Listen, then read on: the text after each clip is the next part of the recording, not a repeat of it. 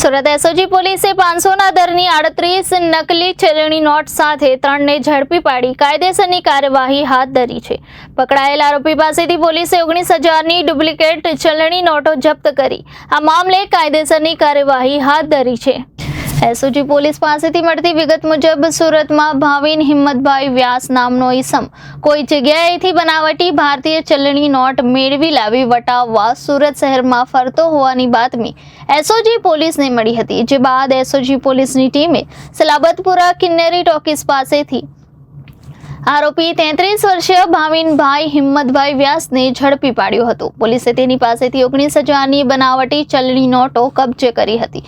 પોલીસે તેની પૂછપરછ કરતા તેણે જણાવ્યું હતું કે આર્થિક પરિસ્થિતિ સારી નહીં હોવાથી પૈસા કમાવાની લાલચમાં તેના મિત્ર ગોપાલ વિઠલાણી પાસેથી બનાવટી ચલણી નોટ લાવી બજારમાં વટાવવા ફરતો હોવાનું જણાવ્યું હતું। આ દરમિયાન એસઓજી પોલીસે આ ગુનામાં સંડોવાયેલા તમામ આરોપીઓને પકડવાના ચક્રો ગતિમાન કર્યા હતા અને ઉત્તરાયણ મનીષા ગણનારા પાસેથી આ ગુનામાં વોન્ટેડ આરોપી ગોપાલ મુકેશભાઈ વિઠલાણીને પણ ઝડપી પાડ્યો હતો।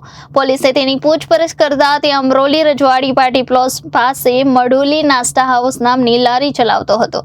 અહીં તેની દુકાન પર કૃપાલ નામનો શખ્સ અવારનવાર નાસ્તો કરવા આવતો હતો। તેની સાથે તેનો સારો પરિચય થતા તેણે આજથી 15 દિવસ પહેલા જણાવ્યું હતું કે હું નકલી નોટનો ધંધો કરું છું, તારે જરૂર હોય તો જણાવજે, જેથી તેની પાસેથી પોતે 50,000ની નકલી નોટ લીધી હતી, ભાવિનને આપી હતી, જેથી આ ગુનામાં એસઓજી પોલીસે વધુ તપાસ હાથ ધરી સલથાણા વાલક પાટિયા આરોપી કૃપાલ અરવિંદભાઈ પટેલને પણ ઝડપી પાડ્યો હતો। પોલીસે તેની પૂછપરછ કરતા જણાવ્યું હતું કે એકાદ વર્ષ પહેલા પોતે જમીનના સોદા માટે વડોદરા ગયો હતો। ત્યાં તેની મુલાકાત પંકજભાઈ પંચાલ સાથે થઈ હતી। તેણે આજ દિન સુધી 60,000ની નકલી નોટ આપી હતી, જેમાંથી પોતે 10,000ની છૂટક બજારમાં વટાવી હતી તથા 50,000ની નકલી નોટ ગોપાલ વિઠલાણીને આપી હતી। પોલીસે ત્રણેય આરોપીની ધરપકડ કરી આ મામલે કાયદેસરની કાર્યવાહી હાથ ધરી છે। એસઓજીને એવી બાતમી મળેલી હતી કે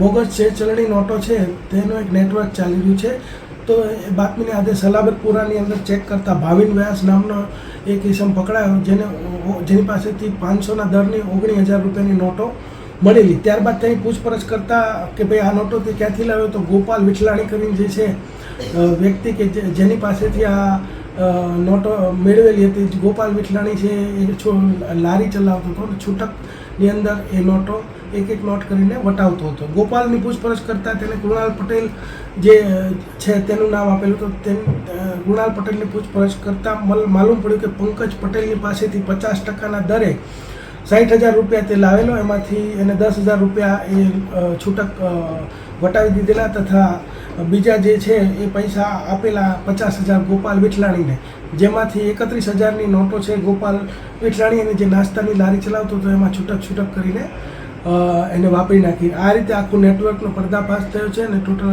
19,000નો મુદ્દામાલ જપ્ત કરવામાં આવે છે અને ત્રણેય આરોપી એરેસ્ટ કરી દેવામાં આવે છે। Reporter Arvind Rathod, Janadesh news, Surat.